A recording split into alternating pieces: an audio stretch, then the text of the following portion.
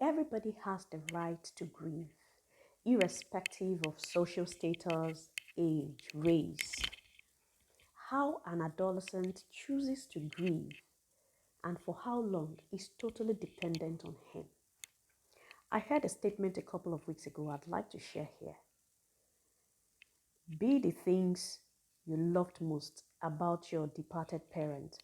Well, this was an encouragement, coming as an encouragement from an adult to a young person.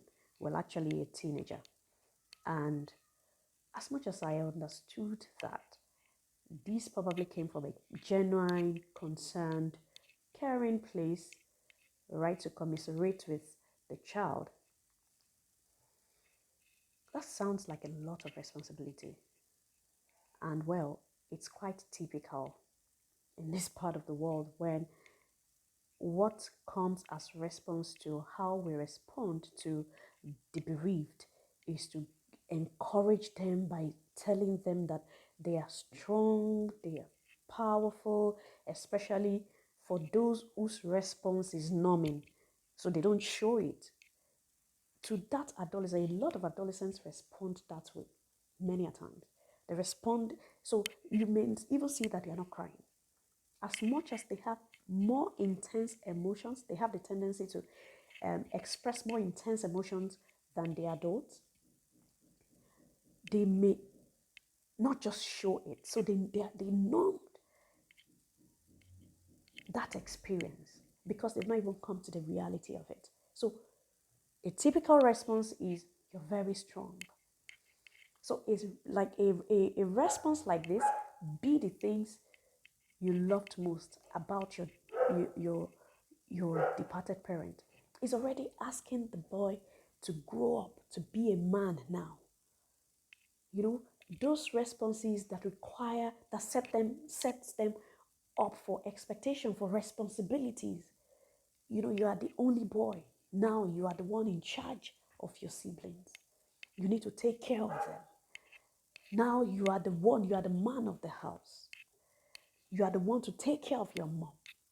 As much as those things may have some moral justifications, may have some, some sentimental justifications, the truth of the matter is psychologically, we are setting these guys up for expectations to live up, to show up in a certain way that they are not ready for. Now, is this a good end? Like, be the things you loved most about your departed parent. Is this a good end?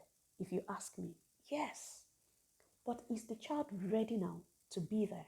Maybe not. How soon will he be ready to get there? Well, we don't know. So for an adolescent to be that person, for an adolescent to be those things, there is what to do. And that's what this video is about. What to do is grieve. Grieve. Now, in case you're watching me for the first time, my name is Tayo Owosina. I'm a professional counselor and your adolescent counselor. Now, in this short video, I'll be sharing a bit on what grief is, basically, and what the behavior, the attendant behavior of grief, what they are, or what they look like. So what is grief? A grief is what a person experiences after a significant loss. What a person experiences after a significant loss. Now, loss can be of anything: resources, materials, items, time, opportunity, relationships, can be anything, all right? And you feel strongly, the person feels strongly that he can get it back. Or the loss of a person. This video focuses a little more on the loss of a person. Now, this loss comes with a lot of anxiety, different kinds of anxiety actually. Well managed, it can help these adolescents, it can help the adolescent to manage that anxiety. If not well managed, it can exacerbate anxiety for them. Already, the loss of this loved one, of this primary caregiver, can cause separation anxiety, it can cause psychological anxiety, but all those would be talking about in future videos. But this particular one, whatever stage the child is, whatever anxiety the child is experiencing, all that is required is support from the adult around their life. So, what are those things? What are the behavior of grief? What are those things we see? Now, why this is important is because sometimes an adolescent is not aware what he's going through. And then even the adults around their lives, they don't know that it's grief that they are going through. Probably we have an idea, especially after a loss. But sometimes a teenager does not step into the process of loss and process of grief immediately after a loss. Yes, there can be mourning going on. Mourning is like the physical expression, what people see, the physical expression of grief, the one people can relate to. Oh, he's shaving his hair, is the people in the house, they are not going out for a period of time. They are not eating a particular food.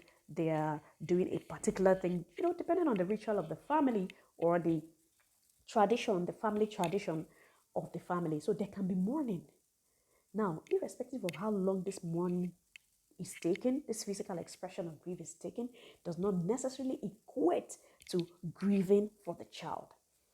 It is possible that during this period, an adolescent already steps into it, but it's not all the time.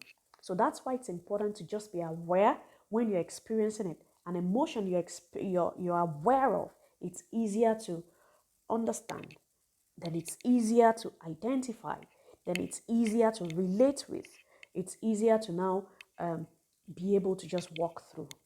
All right, so that's why it's important that we just highlight how these things show up, how grief shows up in behavior, so that as adults we can help and be there to support young people around us. And as young people, you also know when you're experiencing these things. Now, it's important I say that these things, there is no one that stands on its own, like, oh, it's only one thing out of these about 6-7 things that you're experiencing. It's only one that you're experiencing, and no, it may not be that. It will have to be that you're experiencing everything, or about 75%, 70% of these things, you're experiencing them. More than 5, you're experiencing about 5 of these old things, and it's happening over a period of time. Say 2 weeks, you're still experiencing it after a loss. Then you know that you're already stepping into grief for you. Now, one of the things that you can see is not an exhaustive list. One of the things you see is lack of appetite. A child, an adolescent can lose appetite. An adolescent that has healthy appetite before just lacks appetite. Not even loses, lacks appetite. There's no appetite. If not well managed, it could result into disorder, into eating disorder, nightmares, and restlessness. As a result of restlessness, when the insomnia sets in, when that sets in, when the child is able to finally sleep, nightmares can come. So all of those things can be an indication of grief. Lack of concentration. So the adolescent cannot keep attention for long on a particular thing. Then social distancing that began after a loss. A child that naturally likes to mingle and be with friends and family, happy going, now wants to just be on his own. So this distancing can happen after a loss. Then feeling, the bumper of them is this feeling of guilt, of causing or not preventing the death. An average teenager after a loss feels this. They cook it up, they create it, and it's so real. It's so real. So permit my language of using cook, because it's so real actually. The things will play out as if only they did this, that would not have happened. If only they did not do this would not have happened. So you hear all the would not, should not, and they begin to create this thoughts in their minds, and they get so deep into it and it's so real to them and they just feel guilty. That guilt is so intense. They feel guilty that they were culprit, that they caused the death of the departed person, or that at least they could have prevented it and they could not, and they were not able to prevent the death. So this is a major one. It's a major one, and you see that you can't see this with your eyes. It's a thought. They'll just be thinking about it, and that can lead to, they're just by themselves, they're isolating themselves, they would just want to be by themselves, trying to just find answers to some of these questions in their minds. And finally, they avoid talking. When they begin to avoid talking about the death at length, they just don't want to, they don't want to talk about it. They don't want to talk about it. They completely avoid talking about the death. Now, depending on the depth of the relationship with the departed person, the depth of the relationship, the length of the relationship, the robustness of the relationship, all this will come together to determine the impact on the child. And this impact is not one person, is not the same for everybody. It's unique to each child. So, how a child wants to experience, how an adolescent wants to experience or express grief is totally up to the child. Let me close with this. No two adolescents go through grief the same way. So, even if they live in the same house, experience the same event of loss, their responses will be different.